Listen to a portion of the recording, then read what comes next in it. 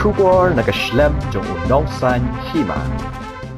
Hakawai ke jingja hindin kemet arteli ki kali berkentup ke kali kamai bat kawai ke kali jong ukurtong ke seng UDP na Jirang constituency kelasya lon mau ki benta jong surok ba National Highway 6 Marjan Bakathanat Jorabat jong ki pulit Assam kumbala yo jingtip kete ke jingja kedai ke belajar ke por kumba khandai biji met kat ba kite ki kali ke berkentup ke kali kamai ke badan yo number ML10C 1864 bat kawai ke kali Fortuna ke badan yo number ML10B 1471 ke badai ru ke kali jong ba bat hok nang mali ubadai ukurtong ke UDP na Jirang kidang wan pai sekitan nang po habakren sekinang thok khubor menta ke janmet uba bat hok la yathu ba ke jingja kamshim ladan satya ke jing mensa light no tang ke jing julor jong ki kali bat ula pen pawru bakum kini ke jingja kim deishu banangja nang ne shakhamat khamtam ki thain khaput ula karpat ru ya sarkar jala bakan chimkhya ban wanra byang ya shongsuk shong sain khnang bi pat ba ke jala ki samla puli bat ki nong lit nang wan baro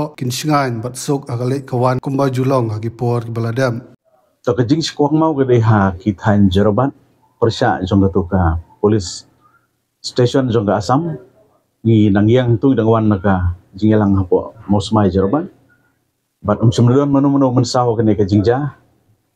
te enrai ka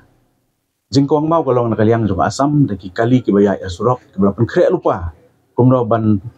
kawang mau ye ki kali jong kame kalia